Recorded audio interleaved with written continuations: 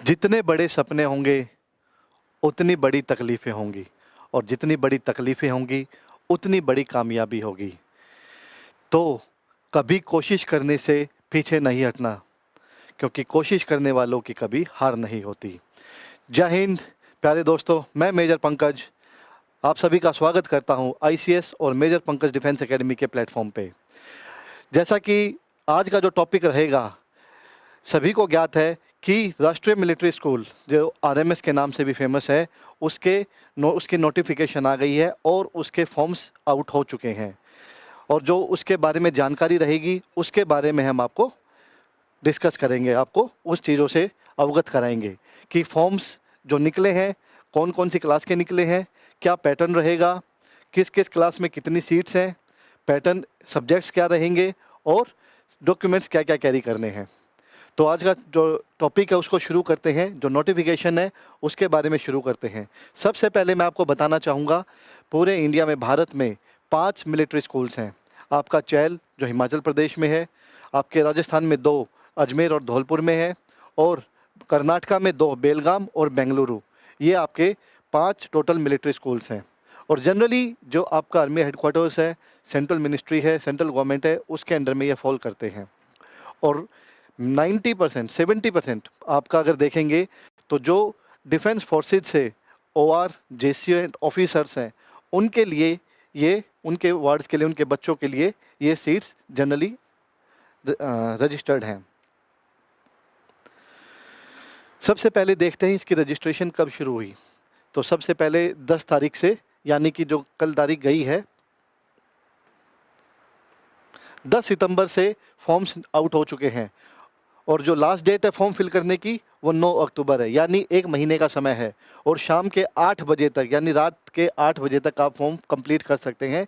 जो भी इसकी एप्लीकेशन फ़ीस है उसको सबमिट कर सकते हैं। 10 तारीख से और 14 तारीख तक, यानी कि 4 दिनों के तक आपके पास ऑप्शन रहेगा अपना जो एग्ज़ाम लोकेशन है, एग्ज़ाम सेंटर है, उसको चेंज करने के लिए। और जो एग्ज़ाम डेट है अभी उसकी फ़ाइनल नोटिफिकेशन नहीं आई है, उसकी फ़ाइनल इन्फॉर्मेशन नहीं आई है। जो बच्चे फॉर्म फिल करेंगे उनके या तो ईमेल पे या उनके मोबाइल पे एसएमएस के द्वारा डेट आ जाएगी कि एग्ज़ाम कब कंडक्ट किया जाएगा। जनरली आपके फर्स्ट या second week of December, generally पहले जो एक पैटर्न रहा है, जो फर्स्ट संडे रहा है उसको ये कंडक्ट होता है। लेकिन अब की बार आरएमसी का भी एग्ज़ाम है, तो पहले या दूसरे संडे को आपका जो मिलिट्री स्कूल का एग्ज़ाम है वो कंडक्ट करवाया जाएगा। कुछ मैसेजेज आए हैं, एक बार उनको पढ़ लेते हैं। कुछ बच्चों के मैसेजेस हैं, एसएससी की तैयारी। बिल्कुल बेटा, जो आईसीएस का प्लेटफॉर्म है उसमें एसएससी की भी तैयारी करवाई जाती है। हमारा जो मेन आज का फोकस रहेगा वो हम सैनिक स्कूल, मिलिट्री स्कूल और जो नवोदय राय स्पोर्ट्स स्कूल, उनकी तैयारी जो करवाते हैं। उनमें से जो मिलिट्री स्कूल्स हैं उनके फॉर्म्स निकल चुके हैं। तो जो बच्चे तैयारी कर रहे हैं पिछले 3-4-5 महीने से, तो उनके लिए मौका है कि वो फॉर्म फिल कर सकते हैं। और उसकी बेसिक गाइडलाइंस की क्या क्या रिक्वायरमेंट है उस पर हम आज नज़र डालेंगे। इसके बाद है एडमिशन प्रोसेस क्या रहता है। जबकि हर साल अगस्त या सितंबर में इसकी नोटिफिकेशन आती है, यानी फॉर्म्स आउट हो जाते हैं। कॉमन एंट्रेंस टेस्ट होता है, ओएमआर शीट पे इसको फिल किया जाता है, जो पैटर्न रहता है। और बॉयज़ एंड गर्ल्स दोनों के लिए सीट्स रिजर्व रहती हैं। दोनों, यानी both genders, boys and girls, इसके लिए अप्लाई कर सकते हैं। और एग्ज़ाम जनरली आपका दिसंबर में कंडक्ट किया जाता है। और क्लास 6 और क्लास 9, यानी कि क्लास 6ठी और क्लास 9वीं के लिए एडमिशन होते हैं। जो क्लास 6 है, candidate should not be less than 10 to 12 years, यानी कि 10 साल से कम और 12 साल से ज़्यादा नहीं होनी चाहिए एक बच्चे की एज, अगर वो क्लास 6 के लिए अप्लाई कर रहा है। ऐसे ही अगर वो क्लास 9th के लिए कर रहा है तो उसकी एज 13 से 15 साल के बीच में होनी चाहिए। और जिस साल वो एडमिशन ले रहे हैं, यानी आपका जो एडमिशन रहेगा वो 2026 से 27 के लिए रहेगा। अभी 2025 चल रहा है, फॉर्म्स निकले हैं, दिसंबर में एग्ज़ाम होगा, उसके बाद इंटरव्यू होगा, मेडिकल होगा, और आप अप्रैल मई में जाके आपका सिलेक्शन होगा, एडमिशन होगा, अगर आप सारी चीज़ें क्लियर करते हैं। तो जो 31 मार्च रहेगी 2025, यानी कि अगले साल की, फॉर एग्ज़ाम्पल अभी सितंबर चल रहा है, तो 31 मार्च तक आपकी जो एज है वो 10 से 12 साल क्लास 6 के लिए, और क्लास 9th के लिए 13 से 15 साल होनी चाहिए। इसके बाद जनरल गाइडलाइंस, 70% सीट्स किसके लिए रिजर्व्ड हैं? जो ओआर और जेसीओज हैं, यानी कि जो सिपाही, नायक, हवलदार या फिर नायब सूबेदार, सूबेदार हैं, उनके जो बच्चे हैं, उनके लिए 70% जो सीट्स हैं वो आरक्षित हैं, यानी रिजर्व्ड हैं। उसके बाद पहले ये होता था 30%, लेकिन इसमें थोड़ा सा अब की बार बदलाव आया है, और ये हमने प्रोस्पेक्टस कंप्लीट रीड करने के बाद जो जो चेंजेज हुए हैं आपको उनके बारे में बताया जाएगा। और जो भी डिस्क्रिप्शन बॉक्स में आपको सभी चीज़ों के लिंक मिलेंगे, उसमें चाहे फ्लो चार्ट है या फिर आपका प्रोस्पेक्टस है या फिर इंस्ट्रक्शंस है कि फॉर्म फिल कैसे करना है।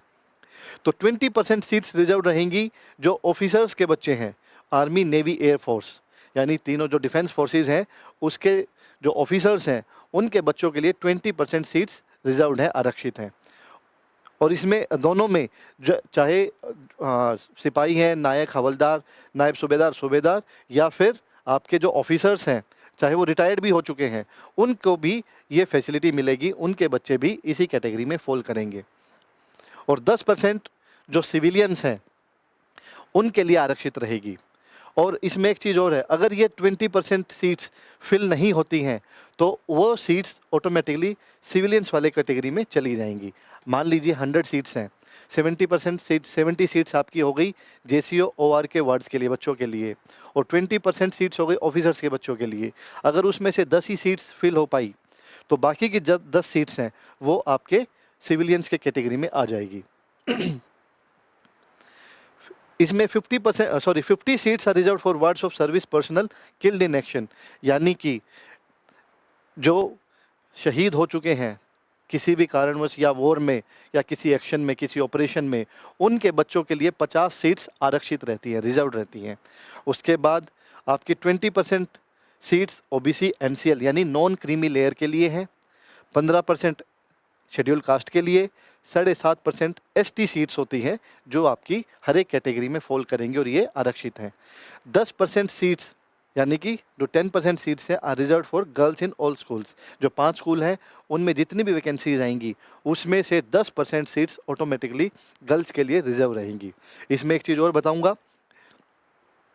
जो आपके जैसे ओआर हैं, जेसीओ हैं या जो भी कैटेगरी है, और अगर वो शेड्यूल कास्ट में भी फॉलो करते हैं, ठीक है, अगर वो शेड्यूल कास्ट में भी फॉल करते हैं तो उनको दोनों रिजर्वेशन का फ़ायदा मिलेगा।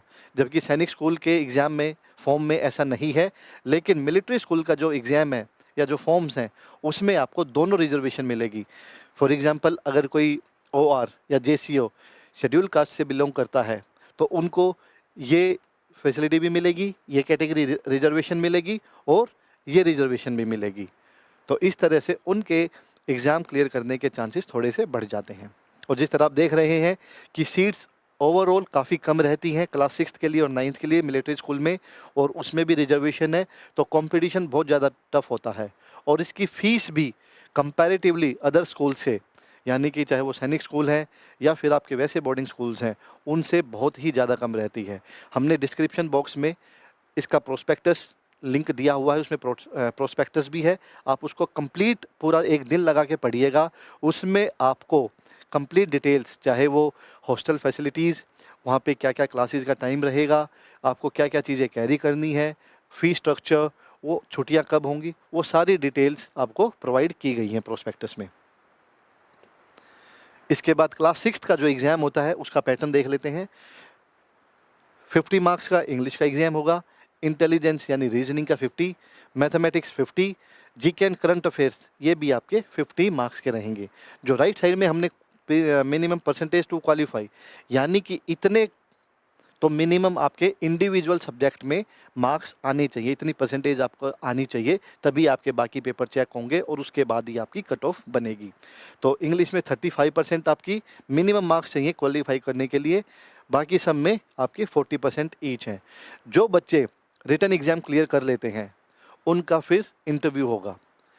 फिर रिपीट करूँगा, जिन बच्चों का रिटन एग्ज़ाम क्लियर हो जाएगा उनका बाद में इंटरव्यू कॉल आएगा और उनका किसी भी मिलिट्री स्कूल में इंटरव्यू कंडक्ट होगा। और क्लास 6 में ये इंटरव्यू 20 मार्क्स का है और क्लास 9th में ये इंटरव्यू 50 मार्क्स का है। क्लास 9th में इसमें 2 पैटर्न है। पेपर 1, 2 पेपर होते हैं, पेपर 1 एंड पेपर 2। पेपर 1 में आपके लैंग्वेज और एसएस आएगा, यानी इंग्लिश, हिंदी और एसएस। इंग्लिश आपकी 50 मार्क्स की, हिंदी आपकी 20 और एसएसटी आपकी 30 मार्क्स की। ये बन गया आपका 100 मार्क्स का। उसके बाद जो सेकंड पेपर होगा उसमें मैथ्स और साइंस 50 मार्क्स ईच, यानी 50-50 नंबर के मैथ्स और साइंस आएंगे। ये भी आपके 100 मार्क्स हो गए। और इनकी जो मिनिमम परसेंटेज है क्वालिफाई करने की वो 50% है, यानी 100 में से 50% यानी 50 मार्क्स आपके दोनों एग्ज़ाम में सेपरेटली आने चाहिए। उसके बाद फिर आपके जो भी जितने ज़्यादा मार्क्स होंगे उतने ही कट ऑफ में और उतना ही आपकी मेरिट लिस्ट में हेल्प मिलेगी। और जिन बच्चों का एग्ज़ाम क्लियर हो जाएगा, रिटन एग्ज़ाम, उनका 9th क्लास के लिए 50 मार्क्स का इंटरव्यू होगा किसी भी मिलिट्री स्कूल में। जो मैंने आपको 5 मिलिट्री स्कूल्स बताए हैं उनमें से किसी एक में आपके इंटरव्यू कंडक्ट किया जाएगा। यह आपको पहले ही बता चुका हूँ। Who qualify in the written exam are shortlisted and will be called for interview at one of the military schools, यानी किसी भी एक मिलिट्री स्कूल में आपको बुलाया जाएगा इंटरव्यू के लिए। Marks of the interview will be added to the score of the written test before deciding the final merit list. और जो आपके एग्ज़ाम में जो रिटन एग्ज़ाम हुआ है, जो आपने OMR शीट पे पेपर दिया है, उसमें ही आपके बाद में इंटरव्यू के मार्क्स ऐड करेंगे और उसके बाद आपकी मेरिट लिस्ट बनेगी। Shortlisted candidates will undergo a medical fitness test. Prospectus में आपका किस किस मेडिकल जो मिलिट्री हॉस्पिटल्स हैं या ईयर मार्क कर रखे हैं आपके देश के विभिन्न हिस्सों में, जो भी आर्मी, एयरफोर्स, नेवी के जो हॉस्पिटल्स हैं उनकी लिस्ट दी हुई है। और जैसे ही आपकी आपका रिटन एग्ज़ाम और इंटरव्यू ये मेरिट लिस्ट आ जाती है, उसके बाद आपका मेडिकल एग्जामिनेशन होगा और आपको उसी पर्टिकुलर मिलिट्री हॉस्पिटल में, जो भी आपके नज़दीक में हॉस्पिटल है जो लिस्ट में दिया हुआ है, आप उसमें जाके अपना मेडिकल टेस्ट करवा सकते हैं। ये बेसिक इन्फॉर्मेशन थी जो फॉर्म्स निकले हैं और उसके बाद उसको कैसे अप्लाई करना है।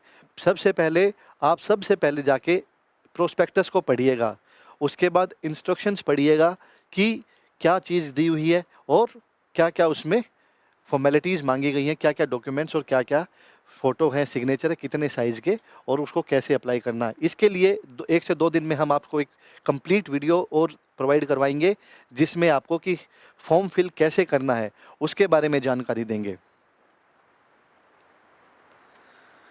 ये आपकी साइट है, अगर आप देखेंगे www.delhi.nielt, मैं आपको लिख भी देता हूँ ताकि आपको ईजी रहे। NIELIT.gov.in, इस साइट पे जाएंगे आपको एक ऐसा पेज मिलेगा। इसका मीनिंग है national institute of electronics and information technology. Okay, यहाँ पे आप जाएंगे, आपको ब्लू कलर में ये लाइन दिखेगी, online application for admission in राष्ट्रीय मिलिट्री स्कूल्स एकेडमिक सेशन 2026-2027। आपने इस पर क्लिक करना है और इसमें आपको डेट्स भी दे रखे हैं। Start date for submission of application 10 सितंबर से ये एप्लीकेशन स्टार्ट हुई है एंड लास्ट डेट आपकी 9 अक्टूबर और रात के 8 बजे तक। ये इन्फॉर्मेशन आपको फ्रंट पेज पे मिल जाएगी। जैसे ही आप इस पर क्लिक करेंगे आपको एक ऐसा पेज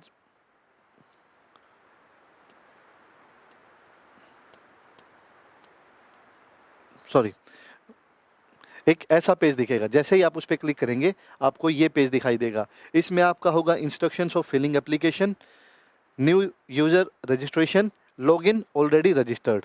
इसमें आपकी सेम इन्फॉर्मेशन है और ये सारी चीज़ें अगर आपने पहले रजिस्टर कर रखा है या लास्ट ईयर एग्ज़ाम दिया था या पहले आपने किसी भी रूप में इस साइट पे रजिस्टर कर रखा है तो दोबारा आपको रजिस्टर करने की ज़रूरत नहीं है। जो आपका मोबाइल नंबर है या ईमेल आईडी जिससे भी आपने रजिस्टर किया है आप उसको डालेंगे, उसका जो पासवर्ड आपने सिलेक्ट किया हुआ है, जो पासवर्ड बनाया हुआ है उसको डालेंगे, आपकी एप्लीकेशन खुल जाएगी।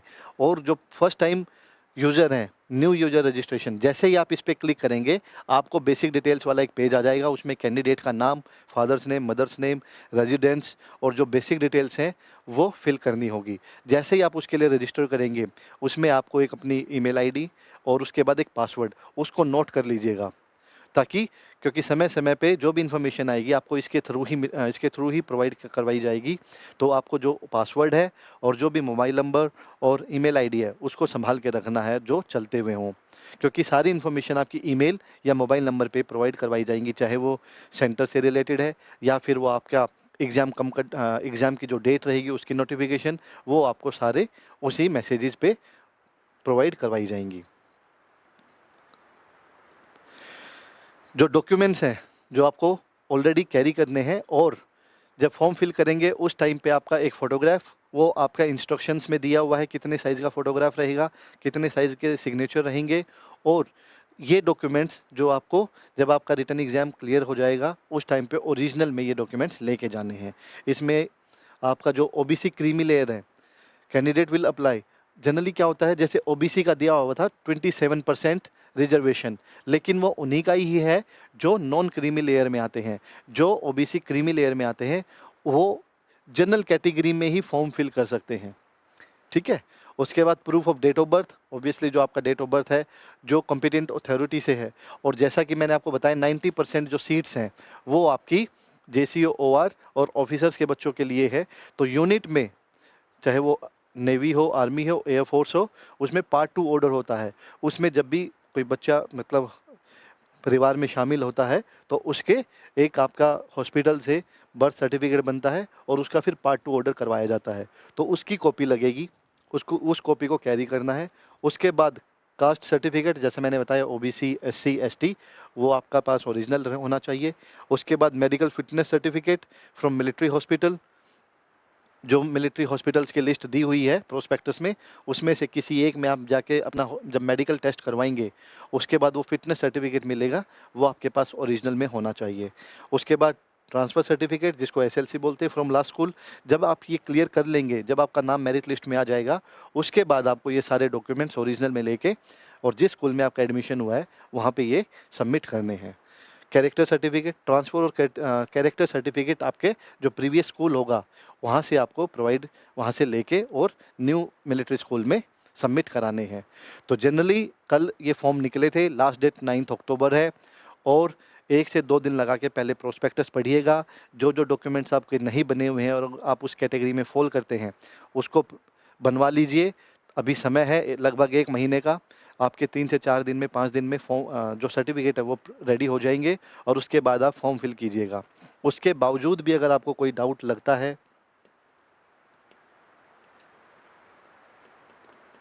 तो आप हमें कांटेक्ट कर सकते हैं। हमारा जो नंबर रहेगा वो रहेगा 7027020454। हमारा already online and offline batches दोनों चल रहे हैं। ऑनलाइन बैच के लिए जो हमारी आईसीएस की ऐप है उसमें आपका सैनिक स्कूल, मिलिट्री स्कूल का फोल्डर है, कोर्स है, उसको आप उसमें जाएंगे, आपको दिखेगा कि अप्रैल से हमने ऑलरेडी कोर्स स्टार्ट किया हुआ है और काफ़ी बच्चे हमसे जुड़े हुए हैं। पूरे कंप्लीट कोर्स की फ़ीस आपकी 3999 है।